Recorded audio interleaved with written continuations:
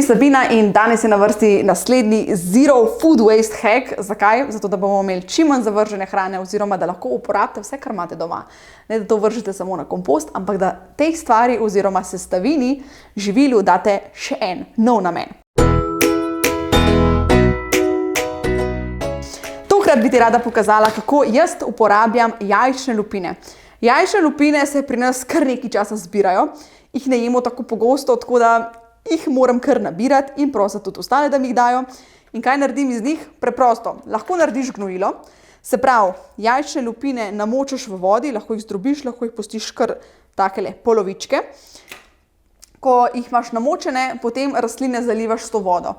Jajčne lupine imajo ogromno enih vitaminov, tako da je fajn, da jih uporabite za vrt.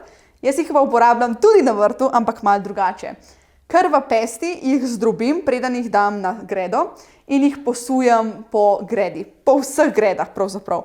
Najprej na eni, pa na drugi, pa na tretji in si tako naprej sledi. In s tem dodajamo zemlji kalcij. Lahko pa lupine tudi zmeljemo in naredimo tak prašek in potem s tem zalivamo tudi naše gredice, naše rože, karkoli pravzaprav. Zelo fajn pa je, če jih uporabljamo tam, kjer imamo naš paradižnik na gredicah, ker paradižnik pa res veliko porabi kalcija in jajčne lupine ga imajo ogromno. To je bil to, tak hiter Zero Food Waste Hack. Jaz upam, da ti je bilo všeč. Če ti je bilo, lajkaj, pa se gledamo naslednjič. Čau, čau!